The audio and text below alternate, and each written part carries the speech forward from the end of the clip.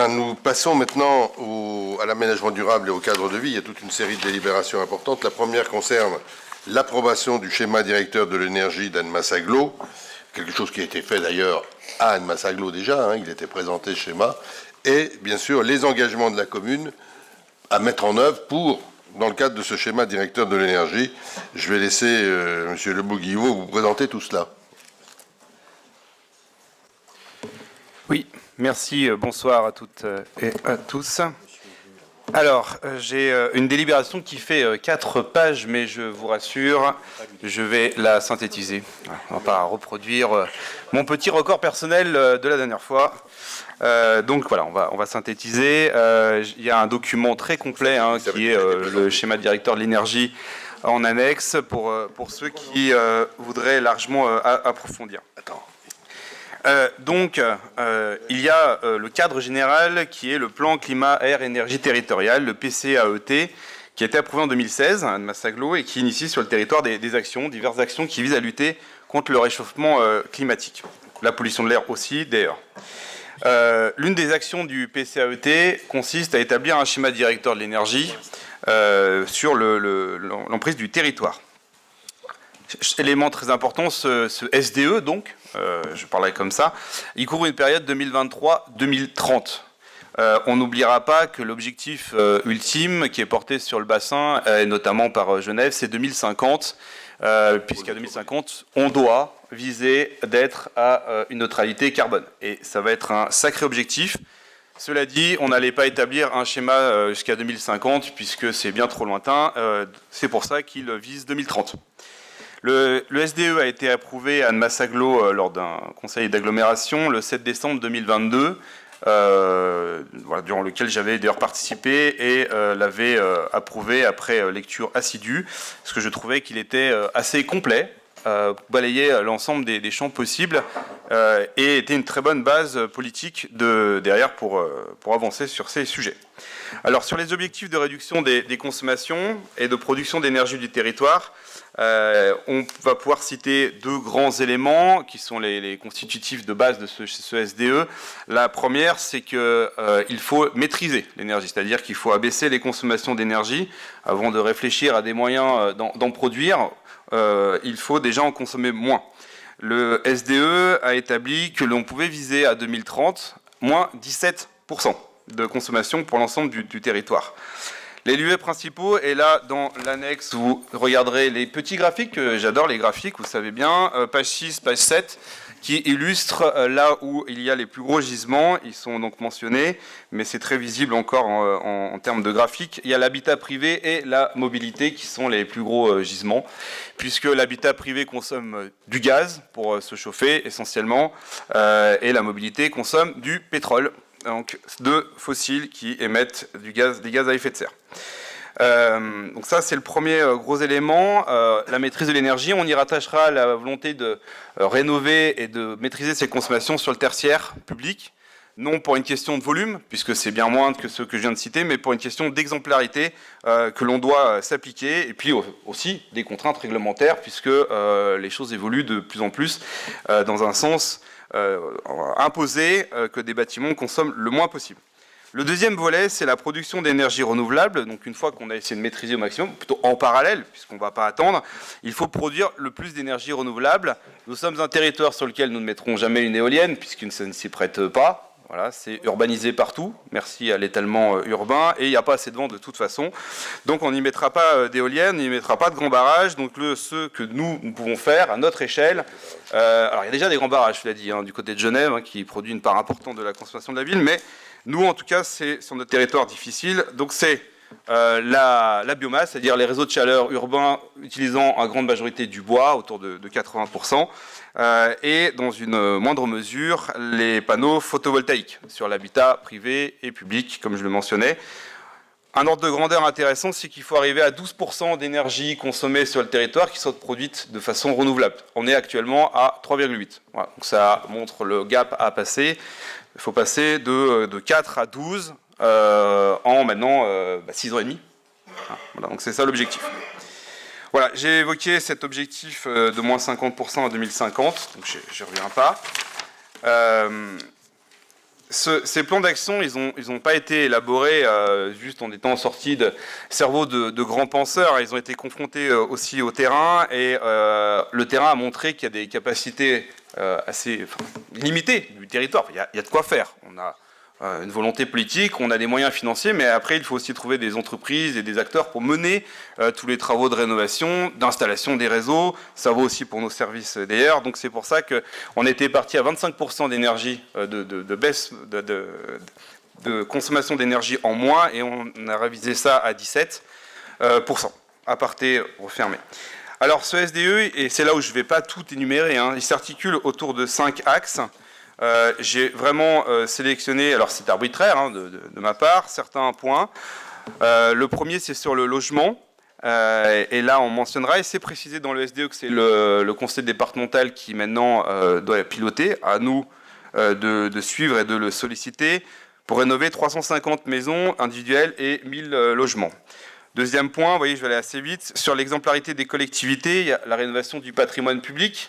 Nous avons largement fait dans les dernières années, notamment sur nos écoles, mais nous avons encore à faire sur des bâtiments, ici par exemple, ou plus techniques, ainsi que les installations photovoltaïques. Alors, il y a dans cette exemplarité, c'est pas mentionné, mais je le précise puisque j'avais appuyé la décision, les bus de l'agglomération basculent sur une motorisation électrique. Même si ce n'est pas une immense part des émissions de gaz à effet de serre sur l'agglo, je trouve que c'est important en termes d'exemplarité. L'accompagnement des acteurs économiques, très rapidement, il y a beaucoup à faire, mais c'est à inciter les privés à aller vers ce type de développement. On a des grands parkings sur des grandes entreprises qui sont des grands gisements potentiels pour du panneau photovoltaïque.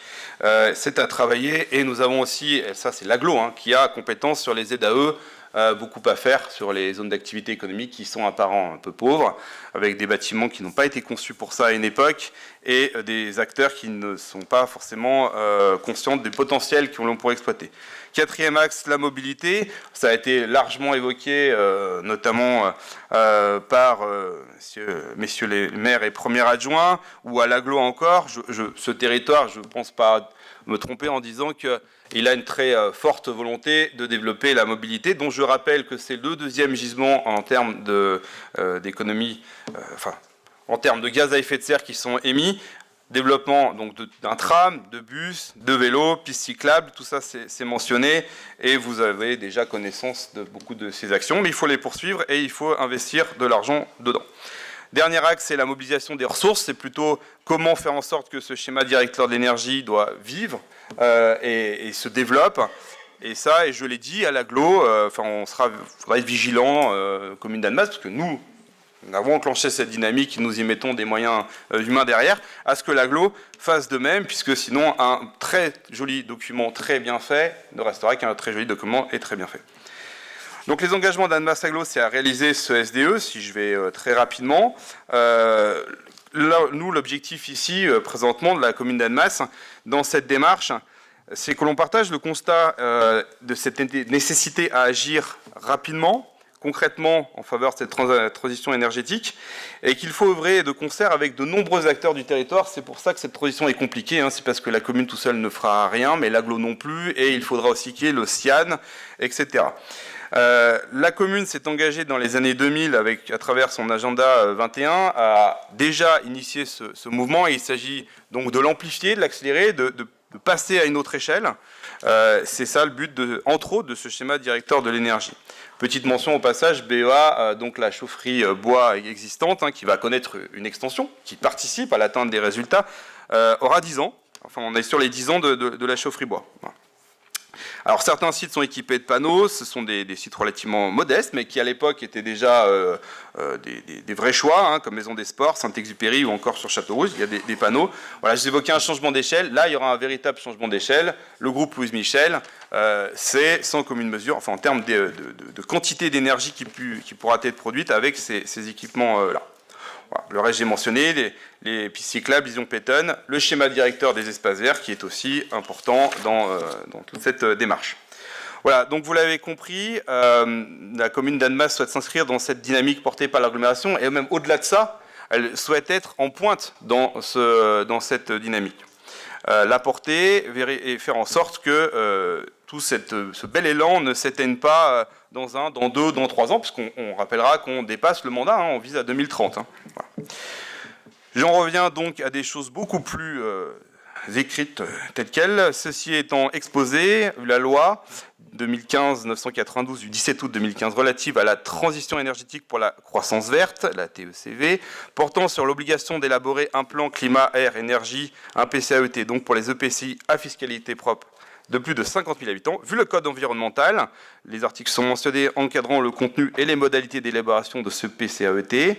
Vu la délibération du Conseil communautaire évoqué donc précédemment au 30 mars 2016 et approuvant son PCAET pour la période 2016-2022, vu les engagements de l'agglomération transfrontalière du Grand Genève, et c'est un élément important à travers la démarche en transition Grand Genève en transition, excusez-moi, visant à élaborer une vision territoriale transfrontalière de la transition écologique et à fixer des objectifs communs et adaptés au territoire. Et enfin, vu la délibération du Conseil communautaire d'Annemasse-Agglo de décembre 2022, dont j'ai parlé précédemment, vu le schéma directeur d'Annemasse-Agglo et le programme d'action opérationnelle, il est proposé au Conseil municipal de valider le SDE et son plan d'action dans son ensemble, et encore une fois, consultez-le, de soutenir l'engagement d'Annemasse-Agglo pour la mise en œuvre de ce SDE et de s'engager à mettre en œuvre les actions du SDE dont la commune est pilote, en renforçant et diversifiant son programme en faveur de la transition énergétique, en s'appuyant sur des moyens humains et financiers que j'ai évoqués précédemment. Merci. Merci Nicolas, merci beaucoup pour tous ces éléments. Alors je pense qu'on y reviendra souvent, parce que tout ce que va faire la commune dans ce cadre-là, eh bien maintenant on connaît le cadre, il va falloir agir. On peut d'ailleurs déjà évoquer le travail qui est en cours sur un nouveau réseau de chaleur, qu'on aura à vous présenter j'espère, le plus prochainement, enfin quand on sera prêt. Et je pense qu'il y a une vraie volonté partagée dans cette salle, mais aussi au niveau de l'agglomération. Ça crée une vraie dynamique, et puis c'est bien de faire référence à la charte du Grand Genève en transition, parce que là aussi c'est un document. Prenez le soin de la consulter, elle est consultable sur le site du pôle métropolitain, parce que c'est un document qui est chiffré, où il y a des objectifs chiffrés sur 10 actions, et c'est intéressant. Ça montre d'ailleurs que quelquefois les marches sont hautes pour atteindre les chiffres, mais la volonté est là. Monsieur Guéconnet. Oui. Oui, bon, c'est effectivement, comme l'a dit Monsieur Le Boguillot, un chouette document et qui a au moins le mérite d'exister et sur lequel il faut qu'on tende au maximum. J'ai encore vu dernièrement à Satigny, en Suisse, donc une piste cyclable recouverte de panneaux photovoltaïques qui, en plus de protéger de la pluie, provoque. Enfin voilà, donc c'est vrai qu'on a encore de la voie verte, où on peut encore imaginer quelques. Moi, ce que je regrette toujours, et c'est vraiment pour en être, touché directement, c'est la complexité d'accès aux aides. Il y en a tellement que finalement on rentre jamais dans les cases, et il y a un vrai sentiment de découragement qui s'installe au final, pour par exemple changer des fenêtres, effectivement, qui peuvent être éviter les passoires thermiques, mais en fait je pense que l'élu ou le politique ou l'administration, peu importe, mais veulent tellement bien faire qu'à force de vouloir trop bien faire, on fait pas. Et je trouve que là, je entends que le conseil départemental rentre dans la boucle. En fait, j'ai l'impression qu'il y a tellement de choses, mais que pour le kidam moyen, c'est quasiment impossible d'aller toucher à la bonne aide qui peut bénéficier pour changer une fenêtre, pour installer des panneaux photovoltaïques, etc. Dernièrement, j'ai fait une demande à l'ADEME pour du mini éolien. C'est d'une complexité sans nom, clairement. Ça demande beaucoup d'énergie, beaucoup de temps, pour qu'au final on nous réponde que l'éolien n'est plus porteur pour des raisons alors que c'est pas des pales qu'on a installées, c'est vraiment un arbre à vent. Enfin voilà, je trouve que c'est extrêmement décourageant, et moi je souhaite vraiment que les élus, en tout cas l'administration, parce que les élus ont toujours la volonté de faire, mais que l'administration soit un poil plus souple pour justement permettre à celui qui a de la bonne volonté et l'envie de faire, de pouvoir le faire sans devoir se torturer l'esprit pendant des jours, voire des semaines. Oui, mais M. Guéconnet, moi je partage totalement votre intervention. On en parlait il n'y a pas très longtemps sur les difficultés pour le particulier. Alors, pour les collectivités, on commence à savoir faire un peu, hein, et à jongler dans les différentes aides, et ça fonctionne plutôt pas mal. Mais on avait, alors je dis très clairement, on avait jusqu'à maintenant, sur notamment tout le travail thermique, une porte d'entrée qui s'appelait Régénéro, si vous vous souvenez. Et Régénéro était capable de dire, bah, vous allez là pour ça, là, voilà. Aujourd'hui, le département, et c'est logique, hein, a repris sa compétence, parce que c'est sa compétence, et en reprenant sa compétence, c'est évidemment moins de proximité pour les particuliers. Et je pense que c'était l'idée d'ailleurs que l'on portait avec d'autres élus de l'agglo et du pôle métropolitain, parce que c'est à l'échelle de ce niveau-là que l'on abordait le problème. Nous allons revenir sur ces difficultés. Et moi, je souhaite qu'on puisse trouver, avec le département notamment, mais avec l'ADEME, avec la région, enfin avec tous ceux qui sont des acteurs, la plus grande simplification pour les particuliers. Et la simplification pour les particuliers, c'est une porte d'entrée, un endroit où on va. Après, qu'il y ait plusieurs acteurs, c'est normal, mais la porte d'entrée, celui qui est derrière la porte d'entrée va vous dire, vous voulez faire ça, adressez-vous à tel et tel endroit, parce que sinon, c'est un maquis d'aide qui, en effet, ne sont pas utilisées, en plus. Elles ne sont pas utilisées. Donc, je partage tout à fait cet élément-là, et je crois qu'on a du travail à faire en simplification. Monsieur Le Bourguillot. Oui, c'est tout à fait ça. Pour le coup, partage aussi ce que vous dites, puisque j'essaie de mener à titre privé sur une copropriété un projet d'installation de panneaux photovoltaïques, et que c'est compliqué. C'est compliqué, c'est long, et ça se fera probablement parce que j'y mets l'énergie qu'il faut et que je peux me le permettre, et que je connais. Mais sinon, sans cela, je doute fort que la copropriété y soit allée. Donc oui, l'habitat privé, c'est un énorme enjeu. C'est un énorme enjeu parce que c'est une part importante des économies qu'il faut réaliser. C'est aussi ce qui est le plus complexe. Alors, dans le schéma directeur de l'énergie, il y a plein d'autres aspects sur lesquels on doit avancer, qui sera plus facile et plus accessible. On parlait des réseaux, ça dépend beaucoup plus de la puissance publique pour le faire. Et on doit pouvoir avancer. Mais oui, leur attache est prise avec une partie donc de Haute-Savoie, Rénovation Énergie, récemment, et on verra si on arrive à avancer sur ce sujet. Il semblerait que le conseil départemental semble vouloir entre guillemets, réinvestir un peu le territoire, mais pour l'instant, ce ne sont que des choses à travailler. Merci. D'autres interventions? S'il n'y a pas d'autres interventions, je vous propose de valider cette délibération et l'engagement de la commune d'Annemasse dans cette démarche, c'est ça, hein, que l'on valide ce soir. Est-ce qu'il y a des votes contre? Est-ce qu'il y a des abstentions? Merci pour cette unanimité.